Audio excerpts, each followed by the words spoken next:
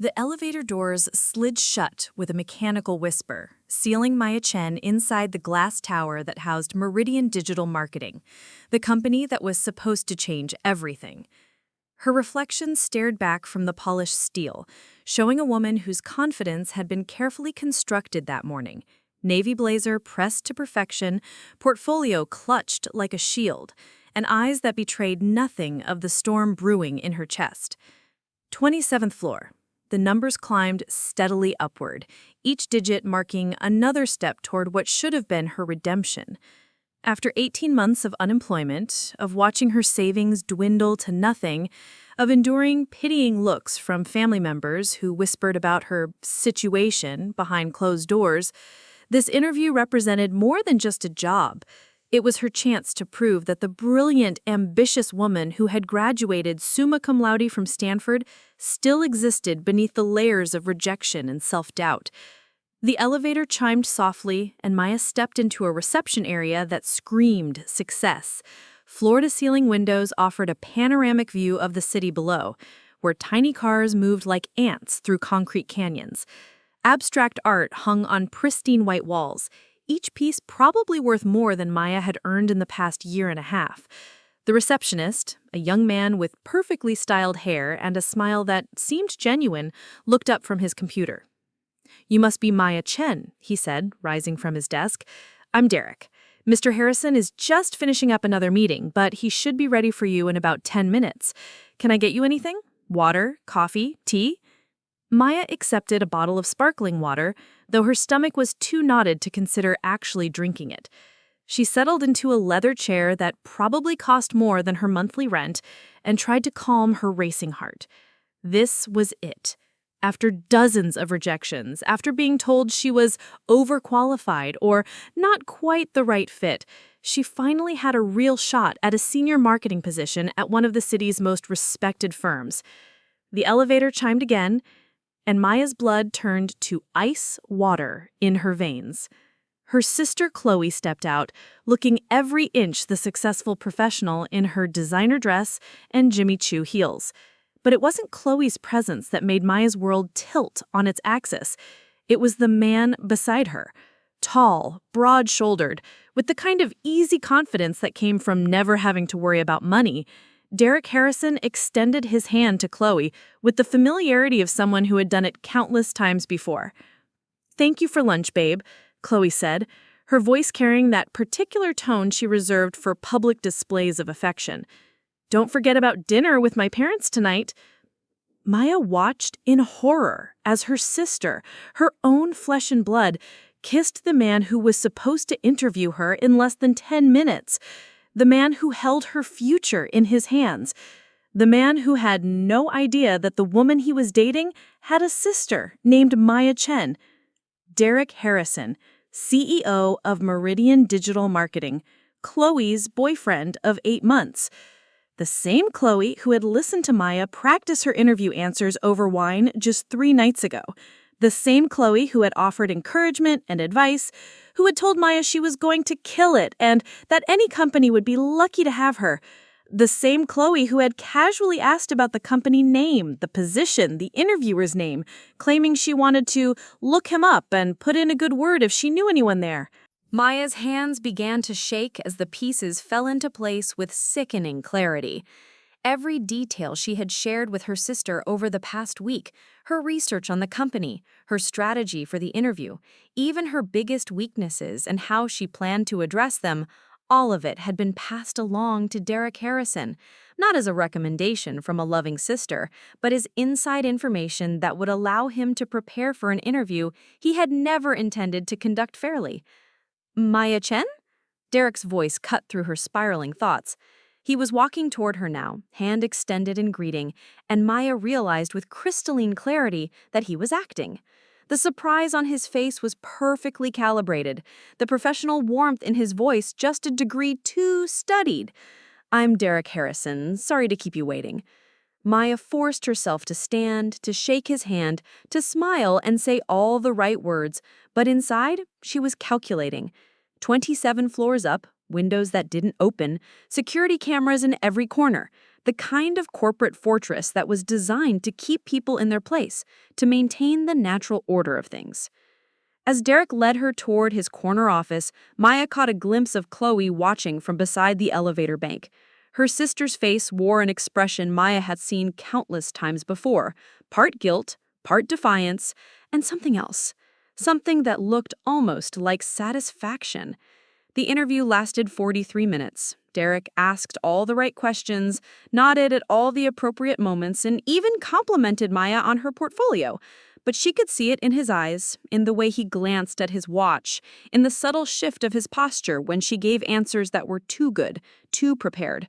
He had been expecting a different version of her, the version Chloe had described in private moments, stripped of professional polish and reduced to fears and insecurities. "We'll be in touch within the week," Derek said, as he walked her back to the reception area. The words had the hollow ring of a lie wrapped in politeness.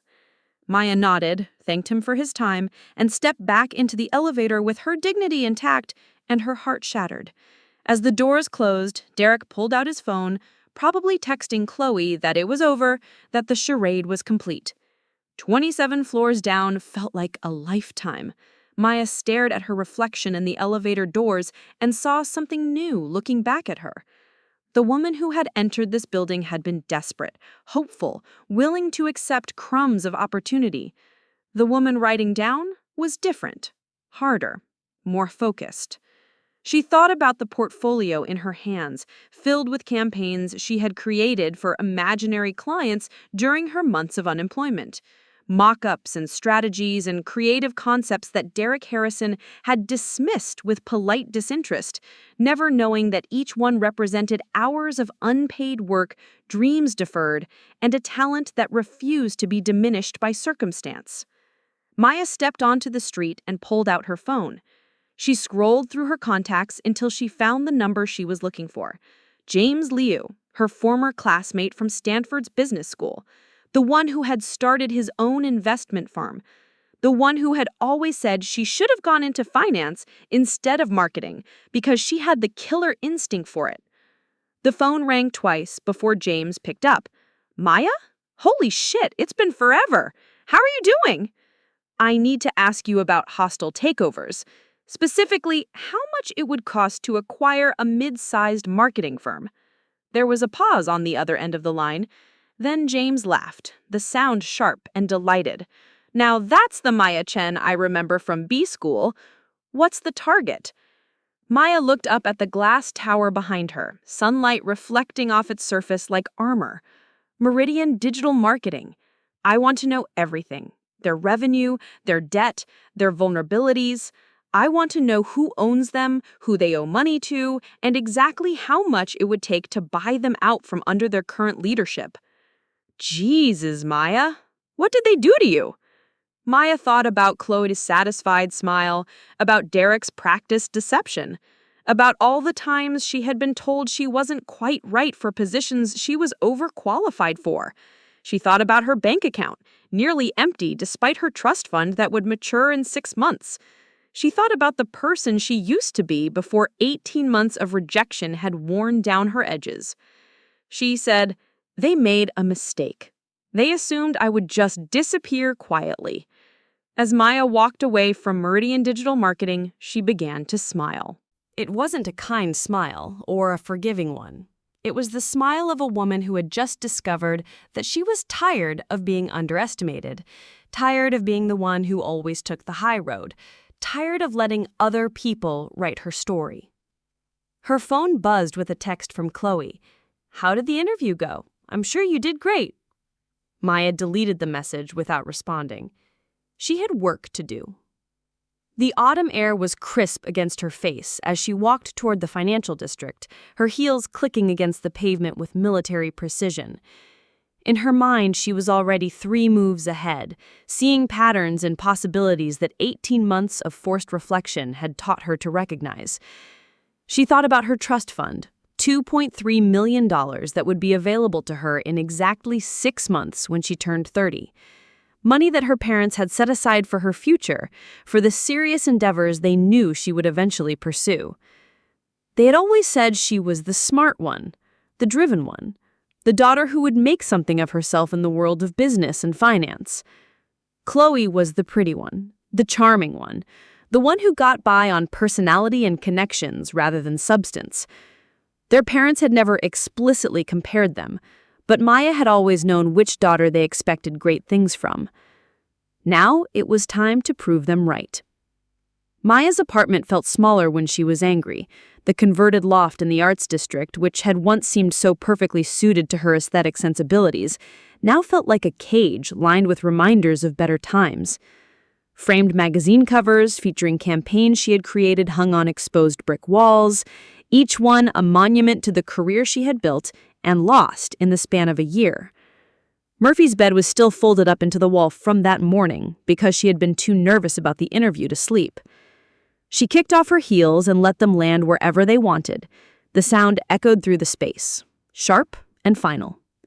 Then she walked to the kitchen, really just a corner with expensive appliances crammed into a space meant for storage, and opened a bottle of wine that had been a gift from her last employer. A farewell present from colleagues who genuinely liked her, but couldn't prevent the company-wide layoffs that had swept her away along with 30% of the workforce. The wine was good. Probably too good to be drinking alone on a Tuesday afternoon while plotting corporate revenge. She poured herself a generous glass and settled onto her vintage leather couch, the one piece of furniture she had splurged on during her first year at her previous job, when her salary had felt limitless and her future had seemed guaranteed. Her laptop sat closed on the coffee table, next to a stack of job applications she had printed out but never sent.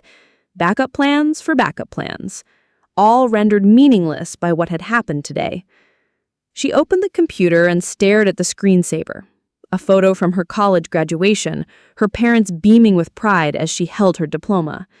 She looked so young in the picture, so certain that merit and hard work were all she needed to succeed.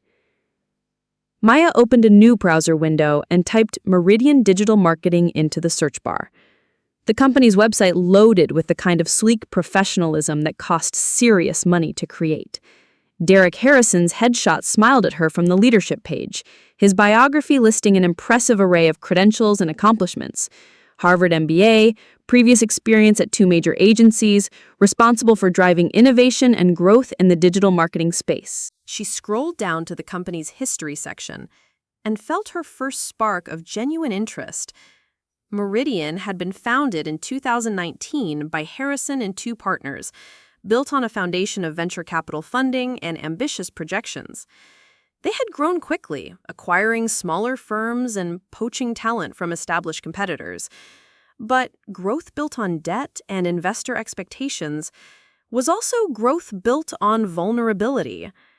The wine began to work its way through her system, loosening the tight knot of anger in her chest and replacing it with something more dangerous: clarity. Maya had always been good with numbers, good at seeing patterns that others missed. It was a skill that had served her well in marketing, where understanding consumer behavior meant understanding the psychology of desire and decision-making. But it was also a skill that could be applied to other areas, like corporate structure, like identifying weaknesses in what appeared to be strength. Her phone rang, and Chloe's name appeared on the screen. Maya stared at it for 3 rings before answering. "Hey, you!" Chloe's voice was bright and warm, carrying no trace of guilt or acknowledgement of what had transpired that afternoon. "I was just thinking about you. How did the interview go? I bet you totally nailed it." Maya took a sip of wine and considered her response. She could confront Chloe directly, demand explanations and apologies. She could scream and cry and let all the hurt and betrayal pour out in a torrent of accusation. Or she could do something else entirely. "It was interesting," Maya said finally. "Derek Harrison seems like an impressive guy. Very thorough."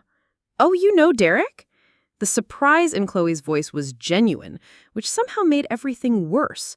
Her sister hadn't even bothered to connect the dots, hadn't realized that the man she was sleeping with was the same one who had just destroyed Maya's hopes for employment. "We just met today, actually. Small world, right?" There was a pause on the other end of the line. Maya could practically hear the gears turning in her sister's head as she tried to process this information. Wait, Derek Harrison from Meridian Digital? That's the one. Your boyfriend interviewed me for a senior marketing position this afternoon. The silence stretched between them like a chasm. Maya counted the seconds. 1, 2, 3, 4, and felt a cold satisfaction as she listened to her sister grapple with the implications of what she had done. Maya, Chloe's voice was small now, stripped of its earlier brightness. I didn't realize. When you mentioned the company name, I didn't make the connection. Didn't you? Maya kept her voice level, conversational. Because I'm pretty sure I mentioned Derek Harrison specifically. I'm pretty sure I told you all about my research on him, about how impressed I was with his track record, about how this could be the opportunity I've been waiting for. I know, but I'm also pretty sure you asked very specific questions about my interview strategy, about my biggest weaknesses and how I plan to address them, about the examples I was going to use to demonstrate my experience with digital campaigns. Chloe was crying now. Maya could hear the tears in her voice, the familiar hiccuping breaths that had always been Chloe's response to being caught in wrongdoing. It was a sound that had once triggered Maya's protective instincts, the older sister rushing to comfort and defend. Now it just sounded like manipulation. I didn't mean for it to happen like this, she whispered. I was just talking to Derek about you, about how proud I am of you, and he mentioned the interview, and I thought maybe if he knew how amazing you are, it would help. By telling him my weaknesses, by giving him insider information about my interview strategy, I was trying to help. No, Chloe, you were being thoughtless.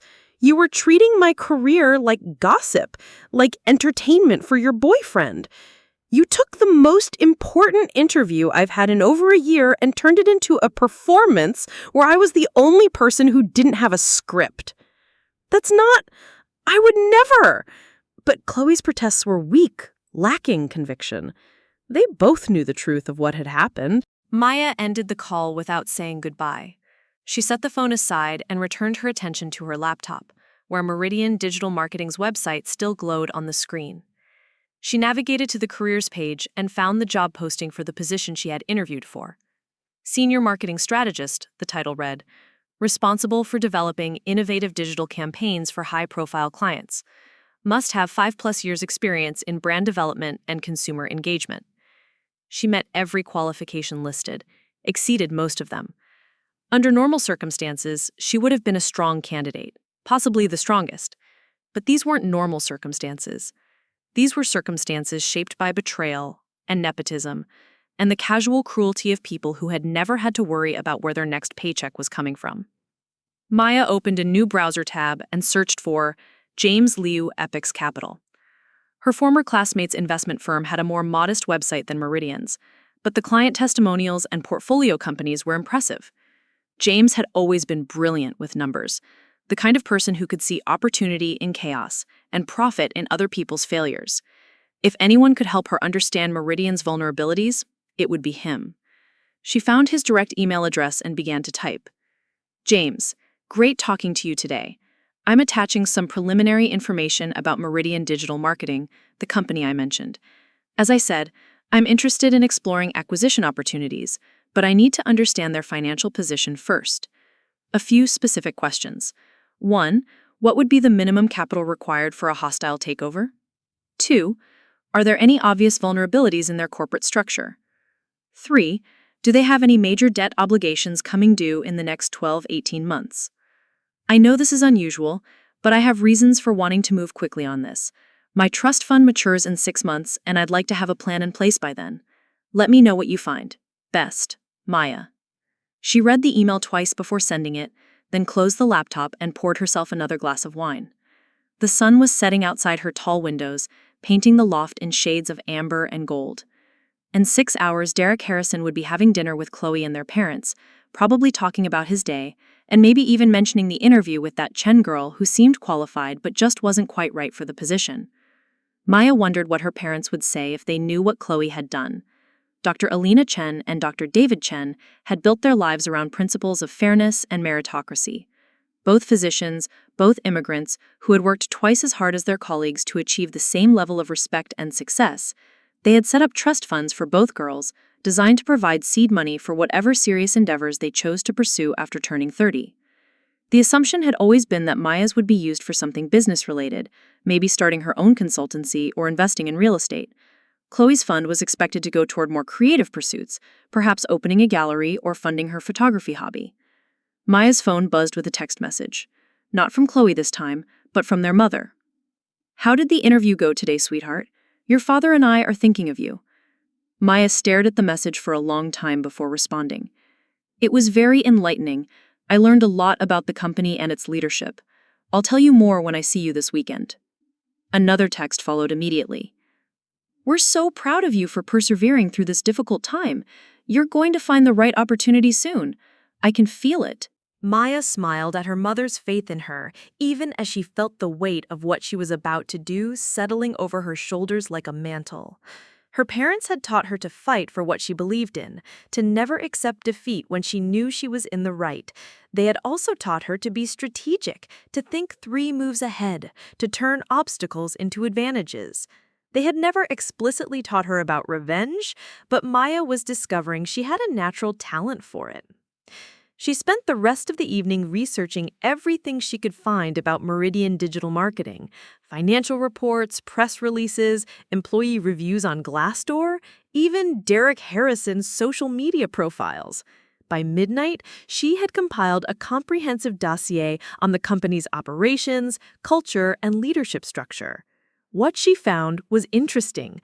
Meridian was successful on paper, but their success was built on a foundation that was less stable than it appeared.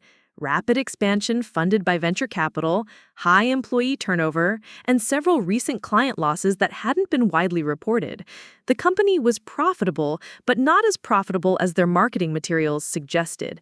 And Derek Harrison, for all his Harvard credentials and polished presentation, had made some questionable strategic decisions that were starting to show their consequences.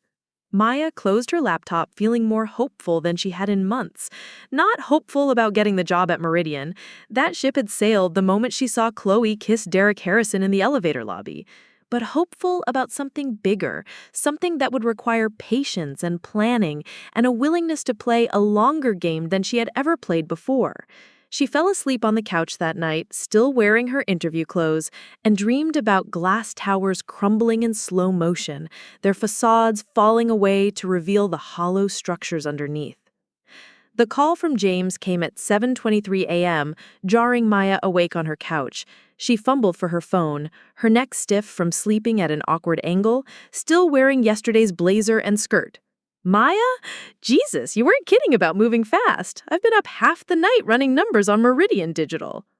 Maya sat up, instantly alert despite the wine headache pounding behind her temples. "What did you find?"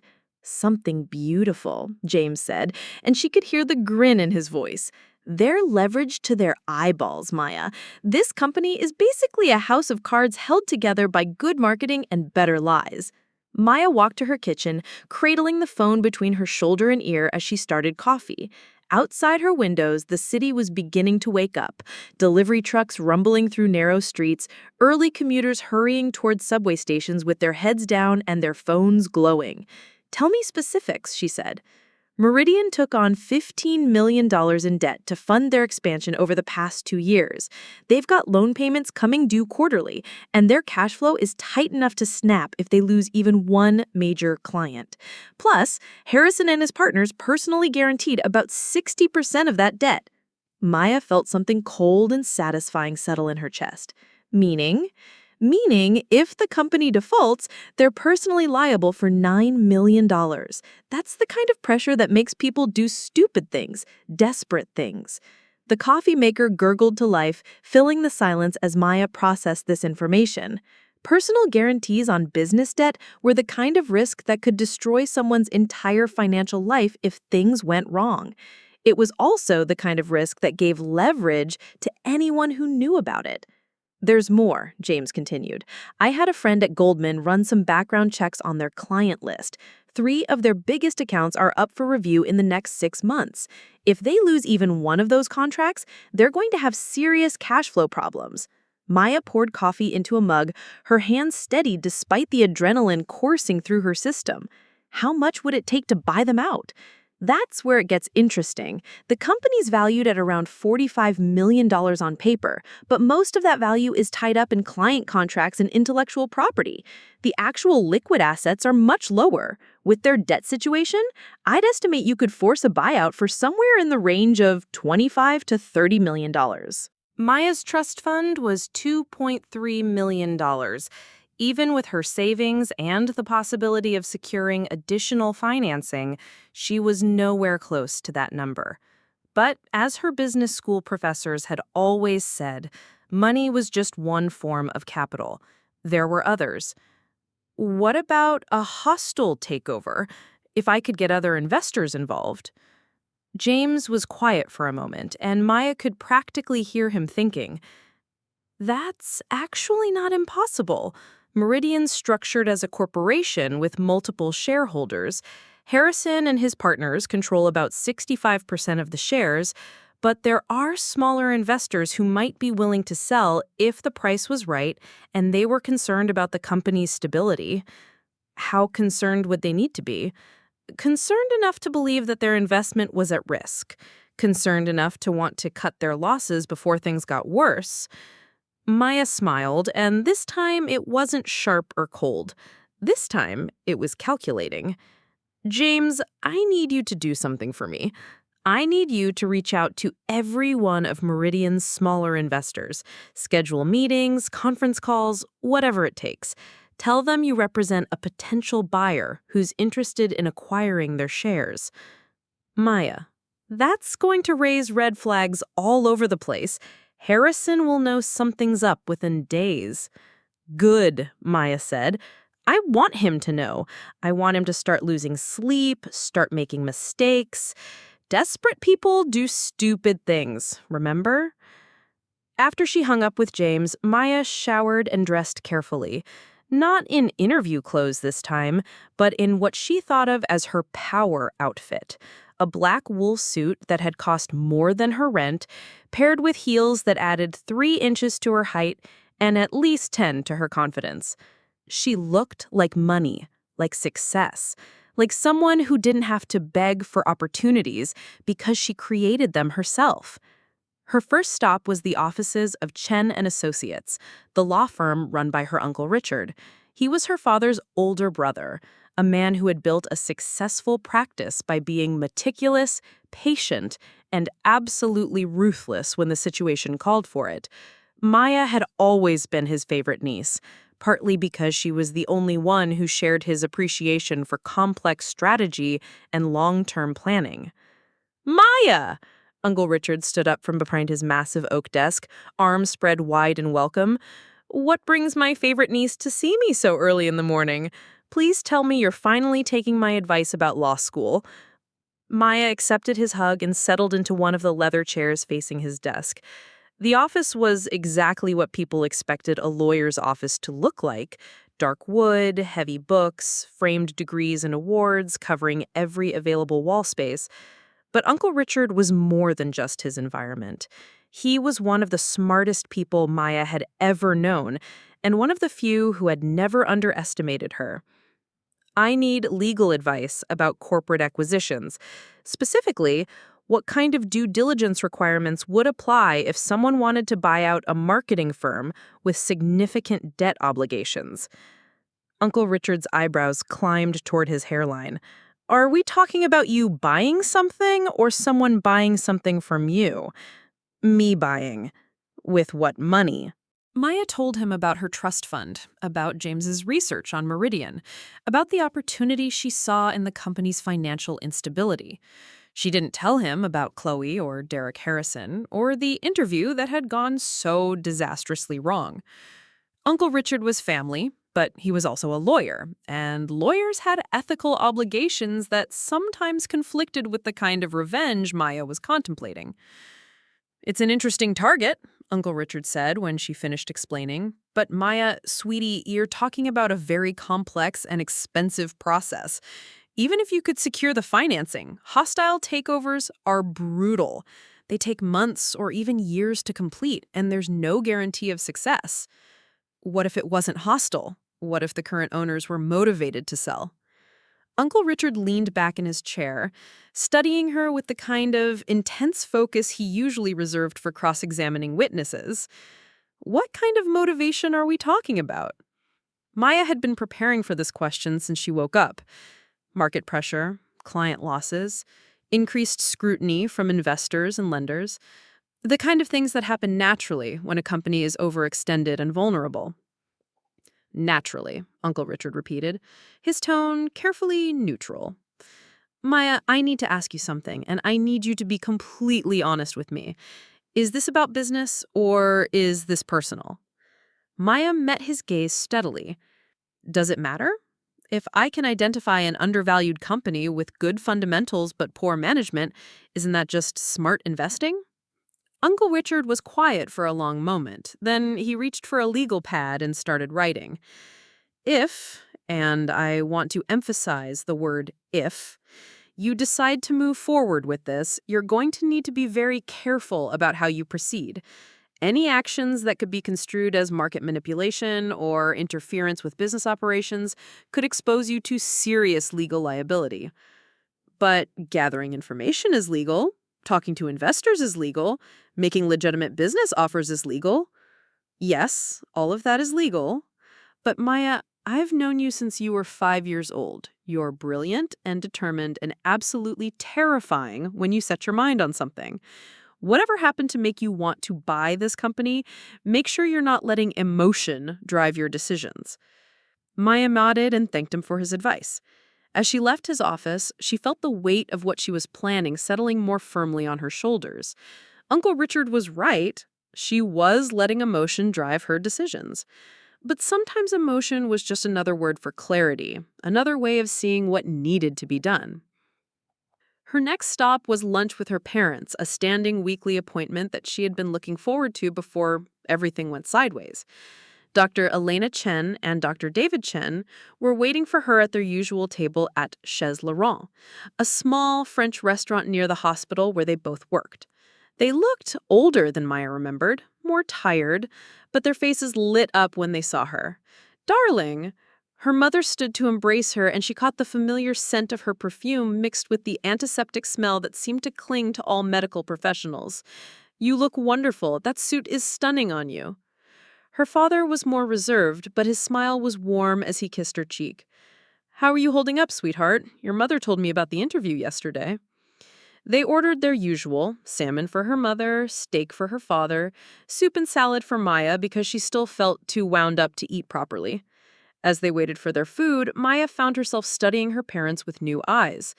They had worked so hard to build their life in America, to establish themselves in their profession, to give their daughters opportunities they had never had. What would they think of what she was planning? "Maya," her mother said gently, "you've been very quiet. Are you worried about the interview? I'm sure it went better than you think." Maya took a sip of wine and considered how much to tell them. The interview was complicated. I learned some things about the company that I didn't expect. "Such as?" her father prompted. "Such as the fact that Chloe is dating the CEO. The man who interviewed me yesterday is her boyfriend." The silence that followed was deafening. Maya watched her parents' faces as they processed this information, saw the moment when understanding dawned and was replaced by something darker.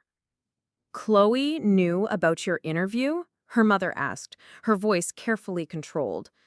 "She knew everything, the company name, the position, the interviewer's name.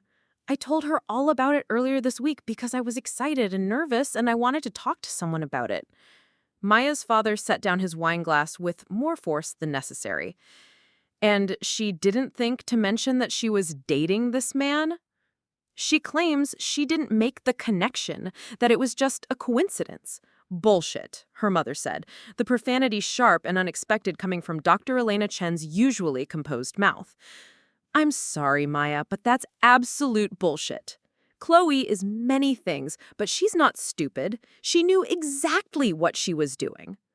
Maya felt an unexpected surge of gratitude for her mother's anger, for the validation that what had happened was as wrong as it felt. I'm not going to let this stand, she said quietly. I'm going to do something about it. Her parents exchanged a look across the table, one of those wordless communications that came from 30 years of marriage and partnership. What kind of something? Her father asked. Maya told them about James's research, about Meridian's financial vulnerabilities, about the possibility of acquiring the company. She watched their faces as she spoke, saw surprise give way to understanding, and then to something that might have been pride. Maya, her mother said when she finished, that's incredibly ambitious and expensive and risky. Sometimes the biggest risks have the biggest rewards, Maya replied, unconsciously echoing something her father had said to her years ago when she was deciding whether to leave her safe corporate job to pursue something more challenging. Her father leaned forward, his surgeon's hands clasped together on the table. What do you need from us? The question caught Maya off guard. She had expected concern, maybe even discouragement. She hadn't expected unconditional support. I don't know yet, she admitted. Maybe nothing. Maybe everything. I'm still figuring out how to make this work. Your trust fund matures in 6 months, her mother said thoughtfully.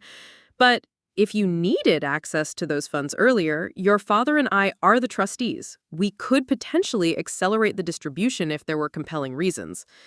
Maya stared at her parents, seeing them clearly for perhaps the first time in years.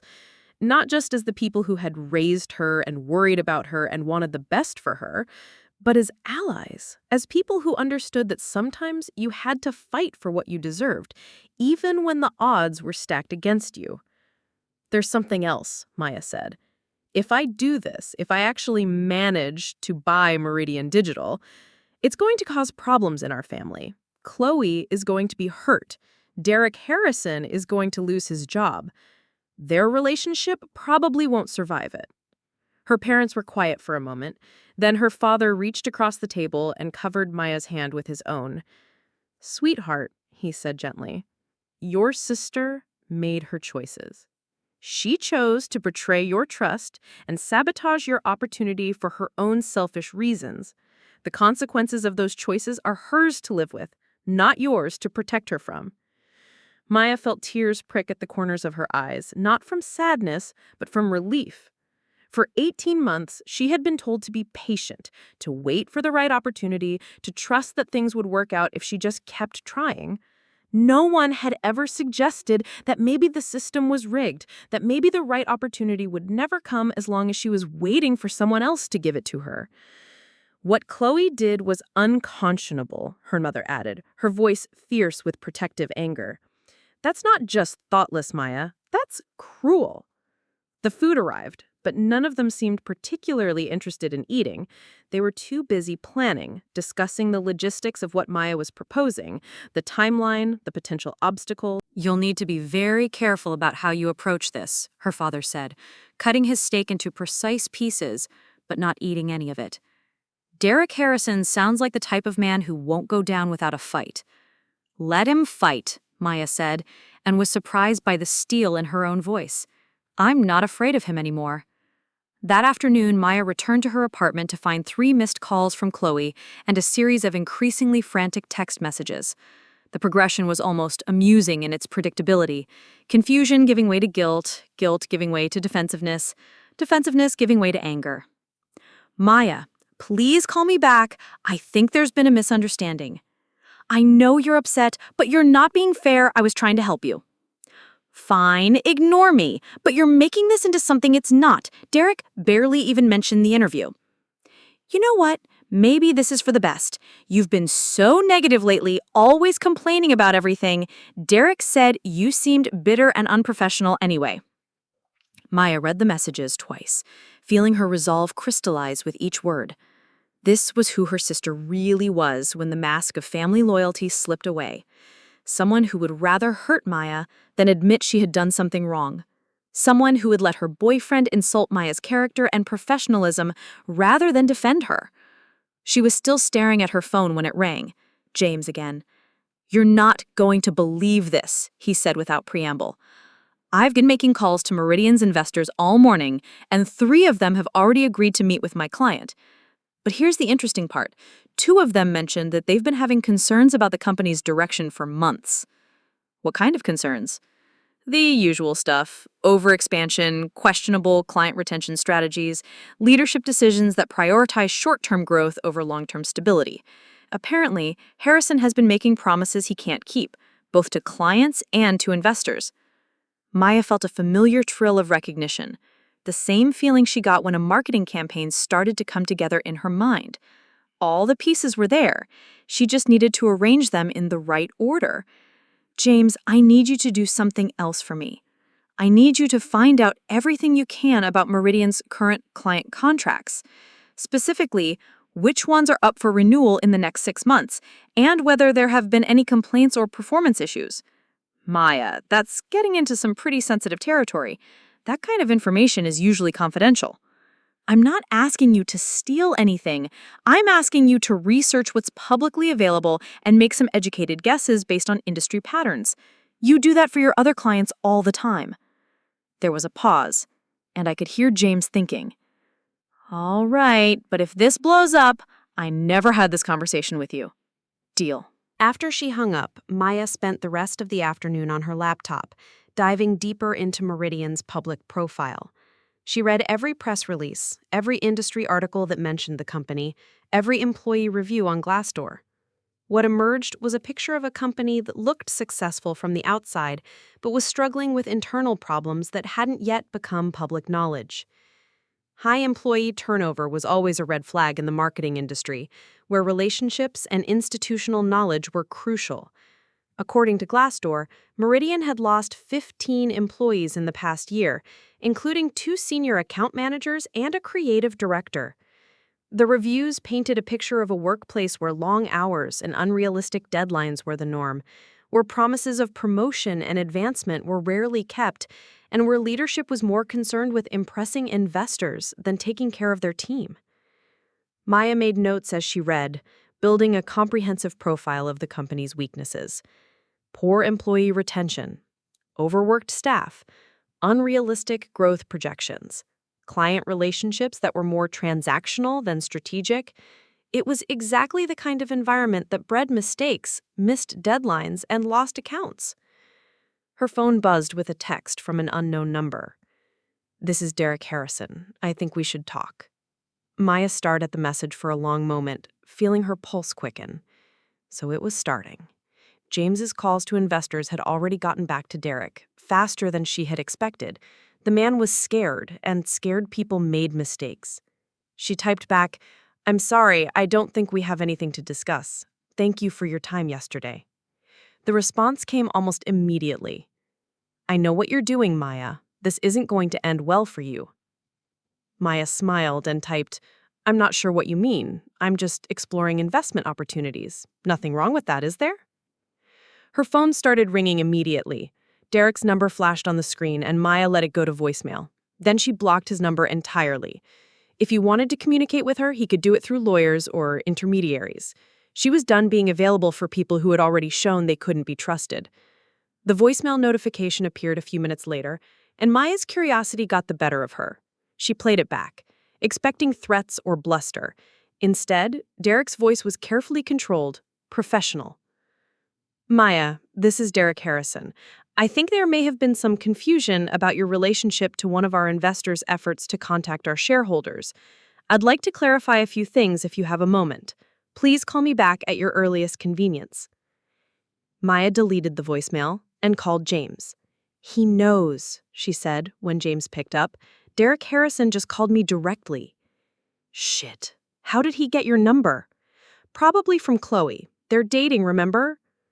Maya felt another surge of anger at her sister's betrayal, compounded now by this new violation of her privacy. What does this mean for our timeline? "It means we need to move faster. If Harrison is already trying to do damage control, he's going to start reaching out to all his investors and shareholders. We need to get our meeting scheduled before he can poison the well. How long do we have? Maybe a week, 2 at the outside. After that, anyone we approach is going to know this is coming from you, and they're going to want to know why. Maya closed her eyes and tried to think strategically. A week wasn't enough time to arrange financing for a full buyout, but it might be enough time to destabilize Derek's position. If she could convince even a few shareholders that their investment was at risk, it would create exactly the kind of pressure that led to poor decision-making. James, forget the meetings for now. I want you to focus on research instead. Find out everything you can about Meridian's client relationships, their contract renewal dates, their debt service schedule. I want to know every pressure point they have. What are you planning? Maya looked out her window at the city skyline, where lights were beginning to twinkle in office buildings as the business day wound down. Somewhere out there, Derek Harrison was probably working late, trying to figure out how to protect his company from a threat he didn't fully understand. Somewhere else, Chloe was probably getting ready for another dinner date, oblivious to the consequences of her casual cruelty. I'm planning to give Derek Harrison exactly what he deserves: a fair fight. The next morning brought news that made Maya's coffee taste like victory. James called at 8 a.m. with an update that changed everything. You're not going to believe this, but Meridian just lost their biggest client. Hartwell Industries terminated their contract yesterday afternoon, effective immediately. It's worth about $3.2 million annually. Maya set down her coffee cup carefully, afraid her hands might be shaking. Do we know why? According to my source at Hartwell, there were performance issues, missed deadlines, communication problems, campaigns that didn't deliver the results that were promised. Apparently, it's been building for months, but yesterday something happened that was the final straw. What kind of something? A presentation to Hartwell's board that was supposed to showcase Meridian's strategy for the next quarter. Apparently, it was a disaster.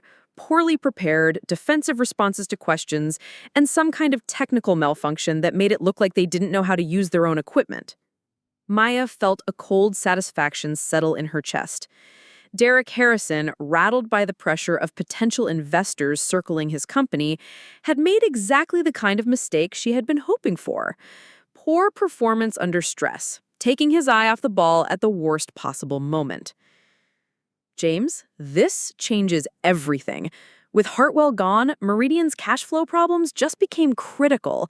How long can they survive without that revenue? Not long. I'd estimate they have maybe 3 months before they start missing debt payments, less if they lose another major client. Maya was already moving, grabbing her laptop and her phone, her mind racing with possibilities. What other contracts are up for renewal? 2 more big ones.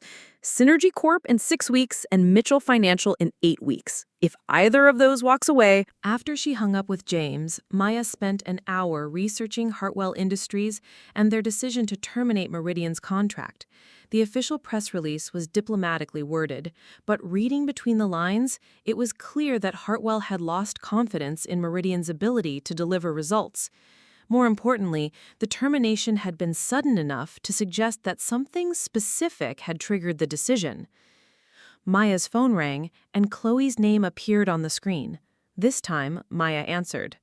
Finally, Chloe's voice was strained, higher than usual. Maya, we need to talk. Derek is really upset about something, and I think it might have to do with you. Is he? Maya kept her voice neutral, interested but not concerned. What makes you think that?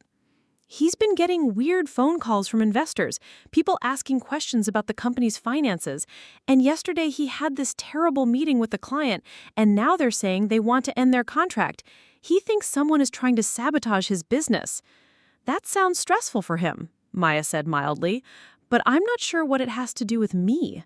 Maya, please, I know you're angry about the interview, and I know I screwed up, but this is serious. Derek could lose everything. Maya felt a moment of something that might have been sympathy for her sister. Chloe genuinely seemed to believe that she had committed only a minor transgression, that Maya's response was disproportionate to the harm that had been done. She had no understanding of what it felt like to have your professional reputation undermined by someone you trusted, to be humiliated in front of a potential employer, to have your vulnerabilities used as entertainment.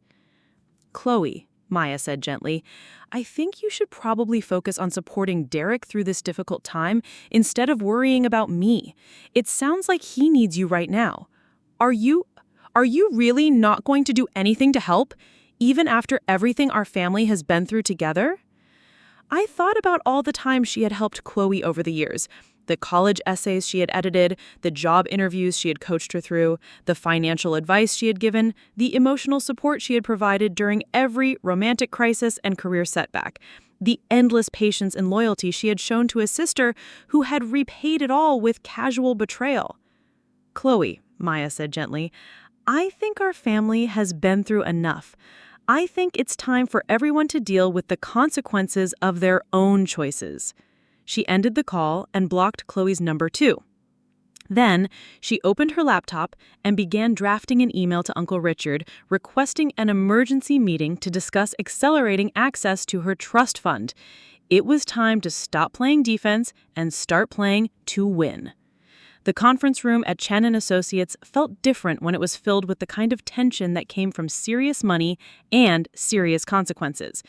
Maya sat at one end of the polished mahogany table, flanked by Uncle Richard and James Liu, facing a collection of lawyers, accountants, and financial advisors who had been assembled to make her corporate acquisition dream a reality. 6 weeks had passed since the Hartwell Industries contract termination, and Meridian Digital Marketing was hemorrhaging money like a punctured artery. 2 more major clients had declined to renew their contracts, citing strategic realignment and budget constraints. But Maya knew the real reason. Derek Harrison was making increasingly desperate decisions, overpromising results and under-delivering performance in a futile attempt to stabilize his company's finances. The target company is now valued at approximately $18 million, down from $45 million 6 months ago. Their debt obligations remain the same, which means they're essentially insolvent. The shareholders we've contacted are all eager to sell, and Derek Harrison's personal guarantees on the company debt means he's facing potential bankruptcy if this continues. Maya listened to the numbers with the detached satisfaction of a chess player watching their opponent realize they were in checkmate. Her trust fund had been released early, a decision her parents had supported unanimously after Maya presented them with a comprehensive business plan for the acquisition. Combined with additional financing arranged through James's firm, she now had access to $25 million, more than enough to buy Meridian Digital and assume their debt obligations. "Miss Chen," said Patricia Wong, the lead attorney Uncle Richard had brought in to handle the acquisition paperwork, "I need to ask you directly, is there any personal relationship between you and the target company's leadership that could complicate this transaction?" Maya had been dreading this question, knowing it would come eventually. Corporate lawyers were paid to identify potential conflicts of interest, and her connection to Derek Harrison through Chloe was exactly the kind of relationship that could expose her to legal challenges later. "Derek Harrison is dating my sister," Maya said simply. "I interviewed at Meridian 6 weeks ago for a senior marketing position. I was not hired." The room fell silent. Patricia Wong's pen stopped moving across her legal pad. Uncle Richard cleared his throat and leaned back in his chair. James, who had known the personal motivations behind Maya's interest in Meridian from the beginning, studied his hands with sudden fascination. "Miss Chen," Patricia said carefully, "that creates some significant ethical and legal concerns about your motivations for this acquisition. Does it?" Maya met the lawyer's gaze steadily. "I've identified an undervalued company with good underlying assets and poor management. I have the capital to acquire it and the expertise to turn it around. The fact that I have personal knowledge of the company's weaknesses seems like due diligence, not a conflict of interest." "But your personal knowledge comes from watching Derek Harrison conduct a disastrous interview, make poor strategic decisions under pressure, and treat both employees and clients with a level of unprofessionalism that would have been obvious to any qualified observer," Maya interrupted. "I didn't sabotage his business. I just recognized that his incompetence would sabotage it for him, and I positioned myself to benefit from that inevitable outcome. Uncle Richard leaned forward, his lawyer's instincts fully engaged.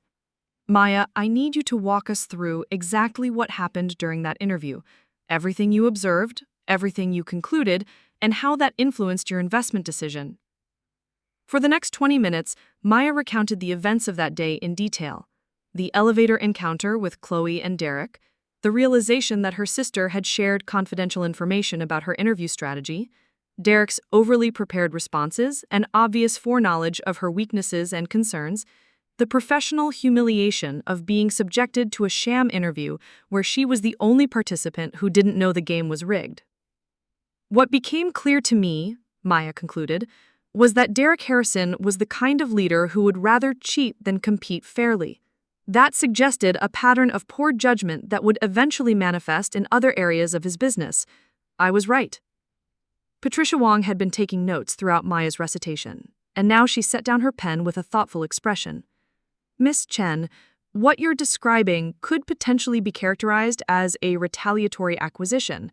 If Mr. Harrison's legal team can demonstrate that you're buying his company primarily to seek revenge for personal grievances, then they would need to prove that my business decisions are irrational or that I'm overpaying for assets that don't justify the purchase price. Can they do that? Because according to every financial analysis we've conducted, Meridian Digital is actually undervalued at $18 million. Their client list, their intellectual property, their equipment and real estate holdings are worth considerably more than that.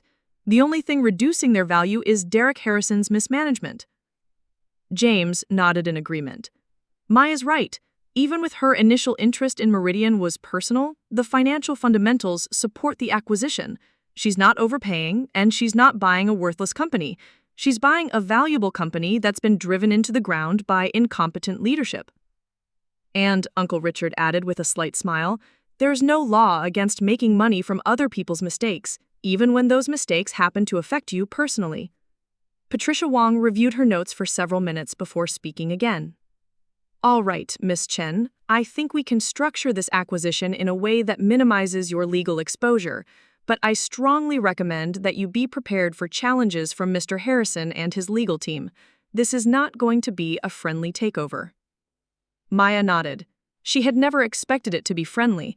She had expected it to be thorough, decisive, and absolutely devastating to anyone who had underestimated her capacity for strategic thinking. When can we make the offer? She asked. I can have the paperwork ready by Friday, Patricia said. But Miss Chen, once we submit this offer, there's no going back. Are you absolutely certain this is what you want to do? Maya thought about the 18 months of unemployment, the constant rejection, the slow erosion of her confidence and self-worth. She thought about Chloe's casual betrayal and Derek Harrison's smug assumption that she would simply disappear after being humiliated. She thought about all the other qualified candidates who had probably been subjected to similar sham interviews, their careers damaged by Derek's preference for nepotism and insider information over merit. I'm certain, she said. The offer was submitted to Meridian's board of directors on Friday afternoon at 4:47 p.m. Maya knew the exact time because she had been sitting in her apartment with her laptop open, refreshing her email every 30 seconds, waiting for confirmation that the documents had been delivered. The offer was comprehensive and legally airtight. $18.5 million for 100% of Meridian Digital Marketing's outstanding shares, plus assumption of all debt obligations. The purchase was contingent on standard due diligence requirements and regulatory approvals, but Patricia Wong had structured it to close within 45 days if accepted. Maya's phone started ringing at 5:23 p.m. Chloe's number, which Maya had unblocked that morning in anticipation of this moment. Maya, what the hell are you doing? Chloe's voice was shrill with panic. Derek just told me that someone made an offer to buy his company. Please tell me it's not you. I can't tell you that, because it would be a lie. The silence on the other end of the line stretched for nearly a minute. Maya could hear her sister breathing, could practically feel her struggling to process the implications of what she had just learned. Maya, this is insane. You can't just buy someone's company because you're mad about a job interview. You're right, I agreed. That would be insane. Good thing that's not what I'm doing. Then what are you doing? Maya walked to her window and looked out at the city skyline, where the lights of office buildings were beginning to twinkle in the gathering dusk. I'm making a sound business investment in an undervalued company with strong fundamentals and poor leadership. The fact that fixing the leadership problem will personally benefit me is just a happy coincidence. Derek is going to fight this. He's going to sue you. He's going to claim that you're doing this for revenge. Let him. Let him explain to a court why he thinks it's illegal for me to buy a company that his incompetence has driven into the ground. Let him explain why he conducted a fraudulent interview using insider information provided by my sister. Let him explain to his investors why he's more concerned with protecting his ego than maximizing their returns. She sat in her apartment and watched the lights of the buildings twinkle. She knew her sister was still on the phone. She wondered if Derek had yet to realize who she had unknowingly antagonized. She felt a pang of guilt for the pain she was causing her sister, but she knew she had no choice. So that's it, you're gonna buy his company and fire him just to get back at me. No! I'm going to buy his company and fire him because he's a terrible CEO who has damaged the careers and livelihoods of dozens of employees through his incompetence. The fact that it also happens to address the wrong you did to me is just a bonus. The response came on Monday morning in the form of a conference call between Maya's legal team and Meridian's board of directors. Maya listened from Uncle Richard's office as Derek Harrison's voice crackled through the speakerphone, tight with barely controlled rage. "This offer is a joke," Derek was saying. "Meridian Digital is worth 3 times what you're proposing, and everyone in this room knows it." "Mr. Harrison," Patricia Wong's voice was professionally calm, "the offer is based on comprehensive financial analysis of your company's current assets, liabilities, and market position. If you believe the valuation is incorrect, we'd be happy to review any additional documentation you can provide." "The valuation is based on artificially depressed market conditions that have been created by targeted interference with our client relationships," Derek shot back. "We have reason to believe that your client has been deliberately sabotaging our business operations to drive down our value." Maya felt a thrill of cold satisfaction. Derek was desperate enough to make accusations he couldn't prove, which meant he was already thinking like a man who had lost. "That's a serious allegation, Mr. Harrison," Uncle Richard said smoothly. "Do you have any evidence to support it?" The silence stretched for several seconds before Derek spoke again. "We're prepared to file a lawsuit alleging market manipulation and tortious interference with business relationships. Your client's personal connection to my family creates an obvious conflict of interest that undermines the legitimacy of this acquisition attempt." "Your family?" Patricia Wong sounded genuinely puzzled. "Mr. Harrison, could you clarify what you mean by that?" "Maya Chen is the sister of my girlfriend, Chloe Chen. She interviewed for a position at Meridian 6 weeks ago and was not selected. This acquisition offer is clearly retaliatory." Maya listened to the legal teams discuss the implications of Derek's accusations, but her attention was focused on something else. The way he had characterized her rejection was not selected. As if it had been a fair and objective process, as if her qualifications had been evaluated on their merits and found wanting, as if the decision had been based on anything other than Derek's amusement at having inside information about a candidate's weaknesses. "Mr. Harrison," Maya said, speaking for the first time since the call began, "could you walk us through your interview process for the senior marketing position? Specifically, how you evaluate candidates and what criteria you use to make hiring decisions." There was a pause before Derek responded, and Maya could fear the wariness in his voice. "I'm not sure how that's relevant to the current discussion." "It's relevant because you're claiming that my acquisition offer is retaliatory rather than business motivated. If you can demonstrate that your interview process was fair and objective, and that my rejection was based solely on professional qualifications, then that would support your argument. Another pause, longer this time. Maya could imagine Derek realizing the trap she had just set for him. If he described his actual interview process, he would have to admit that he had prior knowledge of her strategy and weaknesses. If he claimed the interview was conducted fairly, he would be lying in a way that could be easily disproven. The interview process is confidential. I'm not going to discuss personnel decisions on a recorded conference call. I understand, Maya said. But since you've made my rejection the centerpiece of your argument against this acquisition, I think it's only fair that I share my perspective on what happened during that interview. Maya, Uncle Richard warned quietly, you don't have to. It's all right, Maya said. I want everyone to understand exactly what kind of leader Derek Harrison is. So, you see, Maya concluded, my interest in acquiring Meridian isn't based on personal revenge. It's based on professional assessment.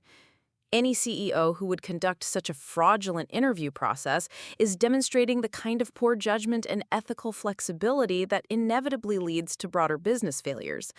The decline in Meridian's performance over the past 6 weeks has simply confirmed that assessment. The silence that followed was profound. Maya could hear papers rustling, keyboards clicking, whispered conversations between lawyers and their clients.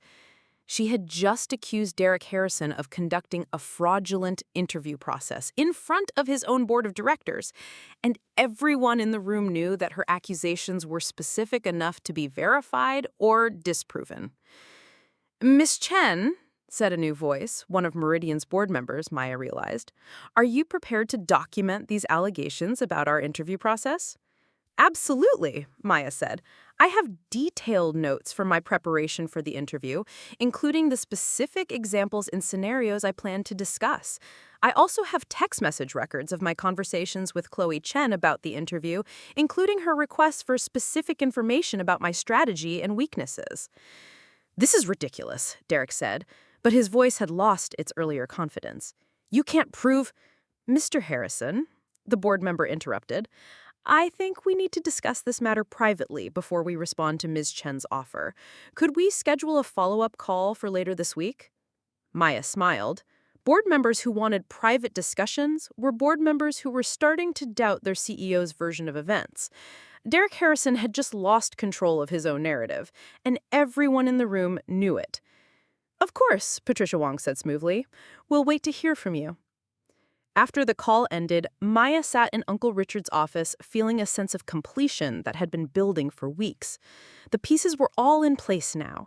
Derek Harrison's incompetence exposed, his credibility undermined, his board of directors questioning his judgment and leadership. All that remained was waiting for him to realize that he had been outplayed by someone he had dismissed as a rejected job candidate, someone he had assumed would disappear quietly after being humiliated, someone who had turned his moment of perceived victory into the foundation of his professional destruction. Maya's phone buzzed with a text from James. Meridian's stock price dropped 12% this morning. Word is getting out about the acquisition offer and the client losses. Harrison's investors are getting nervous. Maya typed back, good. Nervous investors make better business partners than loyal ones. The call came on a Thursday morning, 3 weeks after Maya's legal team had methodically dismantled Derek Harrison's credibility in front of his own board of directors. Maya was in her apartment, reviewing financial projections for Meridian's restructuring, when Patricia Wong's number appeared on her phone. Maya, they've accepted the offer. Meridian's board voted 8-2 to approve the acquisition. Derek Harrison and one loyalist were the only dissenting votes. Maya set down her coffee cup carefully, aware that her hands were trembling slightly. After 2 months of strategic maneuvering, financial planning, and legal positioning, it was happening. She was about to become the owner of an $18.5 million marketing firm complete with 43 employees, 12 major clients, and one CEO who was about to learn what accountability actually meant. What's the timeline for closing? Maya asked. 30 days for final due diligence and regulatory approval. But Maya, there's something else you need to know. Derek Harrison submitted his resignation to the board this morning, effective immediately. He's trying to get out ahead of the acquisition and claim that he's leaving voluntarily. Maya felt a moment of disappointment that surprised her. Part of her had been looking forward to the conversation where she would explain to Derek exactly why his services were no longer required, where she would give him the same kind of professional rejection he had given to countless qualified candidates over the years. Let him run, Maya said finally. It doesn't matter whether he resigns or gets fired. What matters is that he's gone, and the company can start recovering from the damage he's caused. There's one more thing. The board has asked if you're prepared to take over as interim CEO immediately, rather than waiting for the acquisition to close. Apparently, they're concerned about operational continuity and client relationships. Maya walked to her window and looked out at the city, where, somewhere in a glass tower not far from where she stood, 43 people were waiting to learn what their professional future looked like. Employees who had been overworked and undervalued, who had watched their company's reputation deteriorate under Derek's leadership, who deserved better than the chaos and uncertainty they had been living with. Tell them yes, Maya said. I can start Monday. The weekend passed in a blur of preparation. Maya spent Saturday meeting with James and her financial advisors, reviewing cash flow projections and restructuring plans. She spent Sunday with her parents, who had insisted on taking her to dinner to celebrate what her father kept calling the completion of your corporate education. I'm proud of you, sweetheart, her mother said over dessert at Chez Laurent, the same restaurant where Maya had told them about her plans 2 months earlier. Not just for what you accomplished, but for how you accomplished it. You could have destroyed Derek Harrison personally, could have made this about revenge and humiliation. Instead, you focused on business fundamentals and let his own incompetence do most of the work. Maya nodded, though privately she wasn't sure the distinction was as clear as her mother made it sound. Yes, she had operated within legal and ethical boundaries. Yes, her business case for the acquisition was sound. But the satisfaction she felt wasn't purely professional. There was something deeply personal about watching Derek Harrison face the consequences of his actions, about seeing someone who had casually dismissed her potential finally understand what she was capable of achieving. What about Chloe? Her father asked gently. Have you spoken to her since the acquisition was announced? Maya shook her head.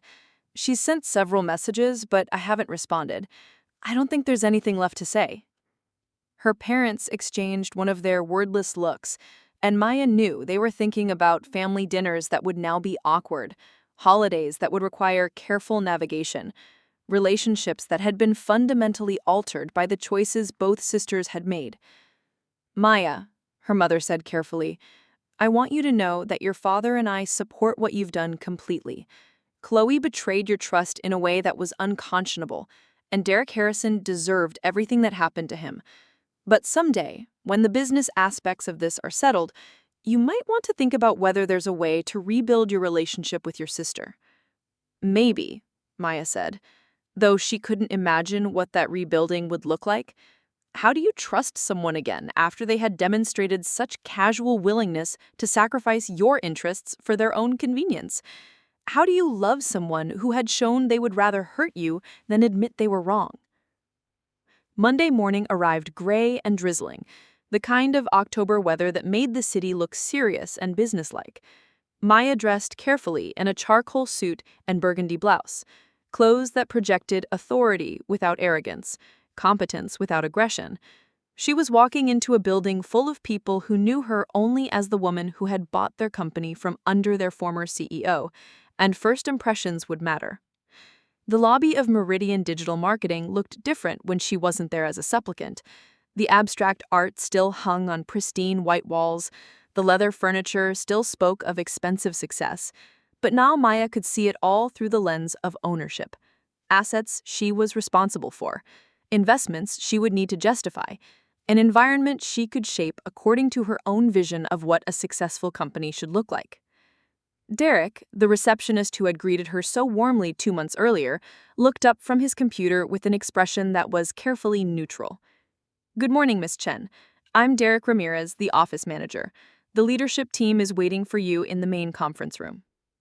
Maya smiled, remembering her assumption that this young man had been Derek Harrison. The name confusion seemed prophetic now, as if the universe had been offering her a preview of the identity displacement that was about to occur. "Thank you, Derek, and please call me Maya. I'm looking forward to working with everyone." The main conference room was filled with nervous energy and curious faces. Maya recognized some of the people from the company website: Sandra Kim, the creative director, Michael Torres, the head of account management, Lisa Park, the chief financial officer.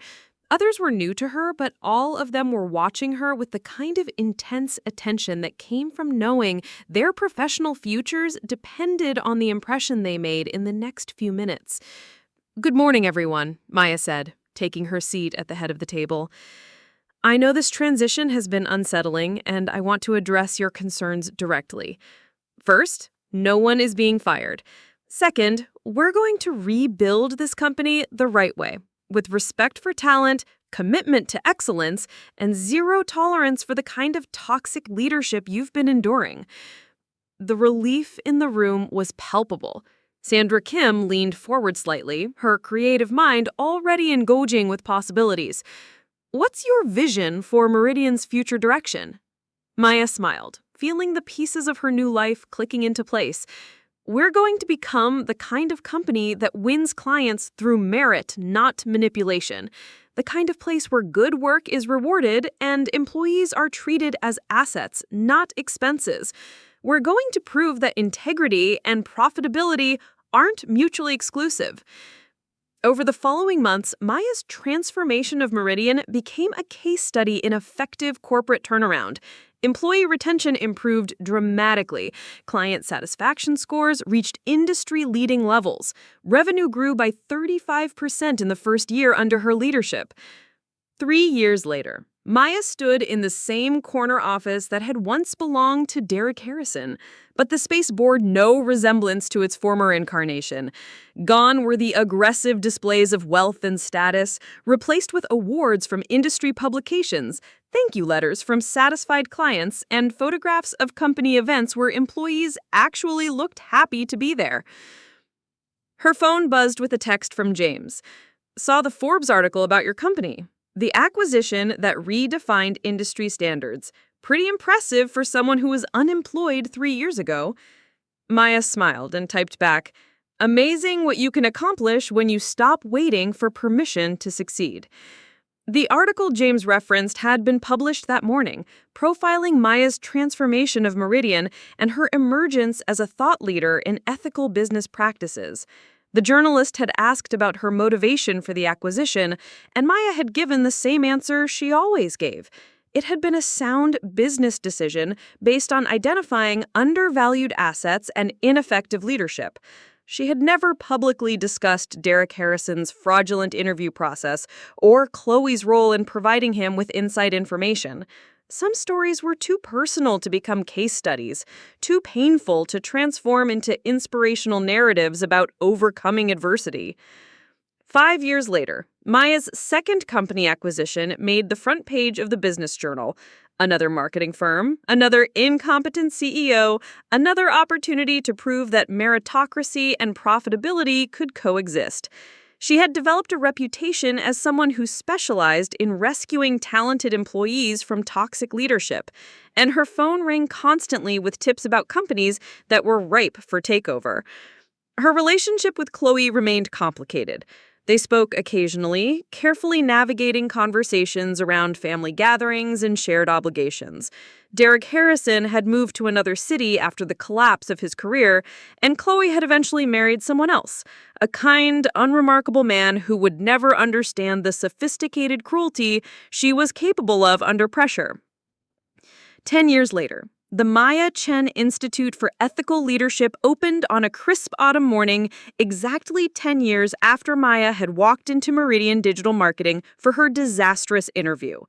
The institute, funded by Maya's considerable success in corporate acquisitions and turnarounds, was dedicated to training business leaders in principles of integrity, transparency, and merit-based decision-making. The keynote speech at the opening ceremony was delivered by Sandra Kim, who had become Maya's business partner and closest friend. Maya Chen taught us that the best revenge against incompetent leadership isn't personal destruction, it's professional excellence. She showed us that you can be both successful and ethical, both profitable and principled. Maya listened from the audience, surrounded by hundreds of people whose careers had been positively impacted by her work. Former Meridian employees who had gone on to leadership positions at other companies, business school students who had studied her acquisition strategies, entrepreneurs who had adopted her management philosophy. In the back row, she noticed a young woman who looked familiar. As the crowd dispersed after the ceremony, the woman approached with the kind of nervous energy Maya remembered from her own job-seeking days. "Miss Chen, my name is Jennifer Walsh. I graduated from business school last year, and I've been following your work since my sophomore year. I was wondering if I could ask you for some advice."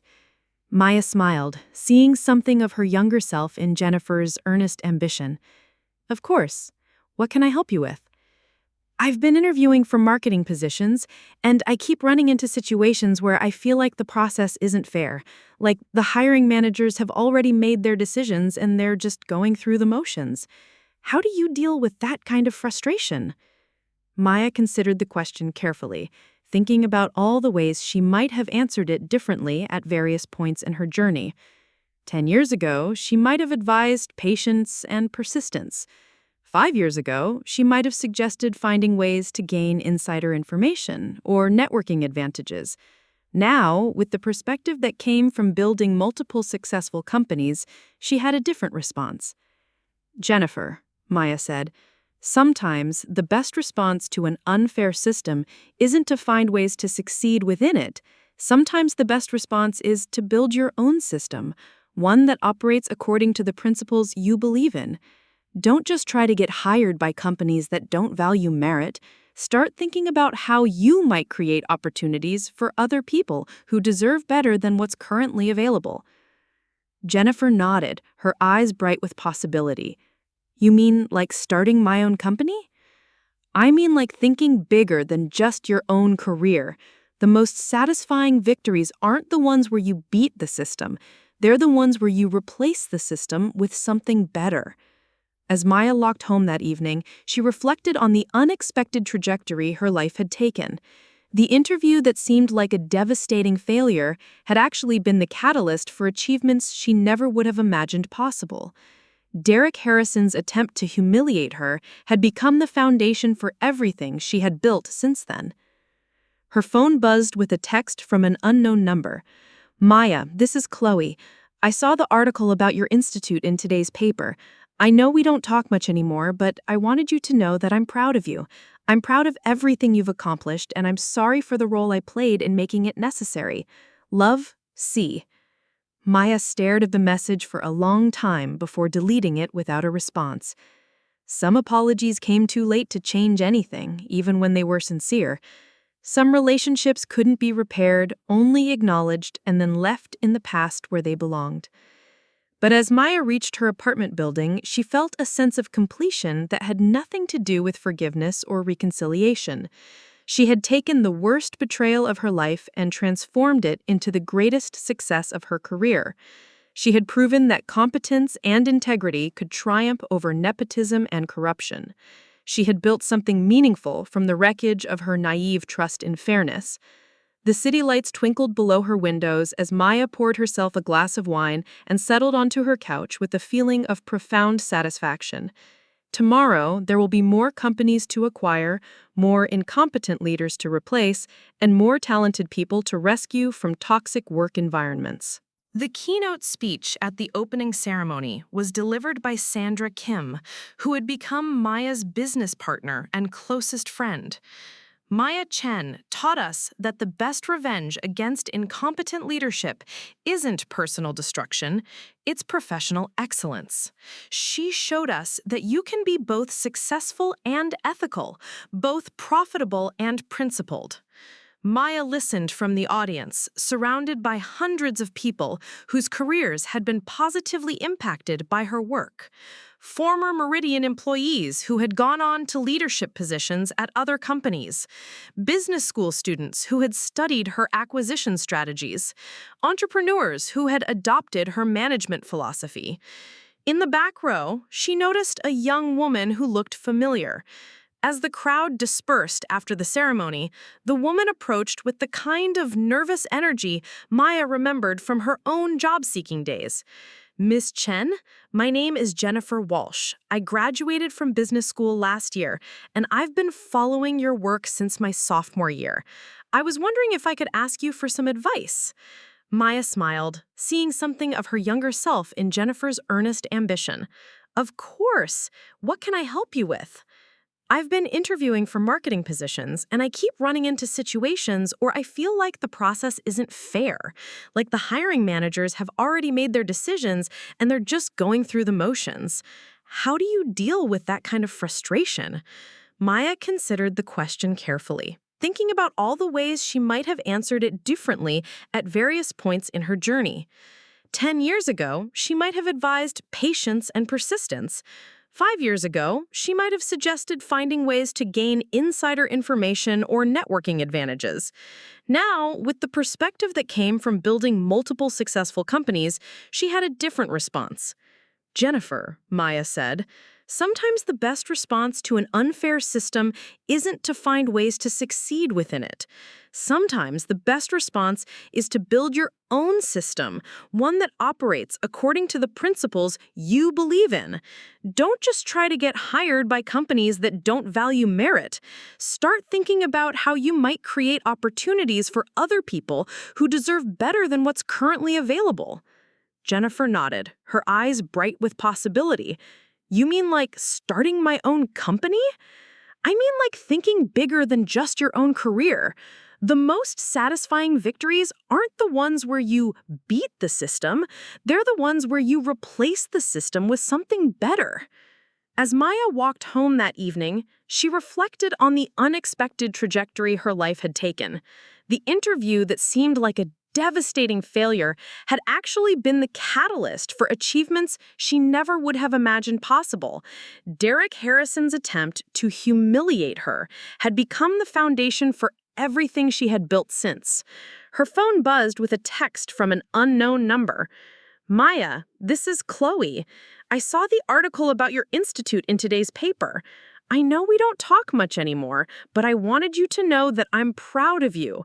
I'm proud of everything you've accomplished, and I'm sorry for the role I played in making it necessary.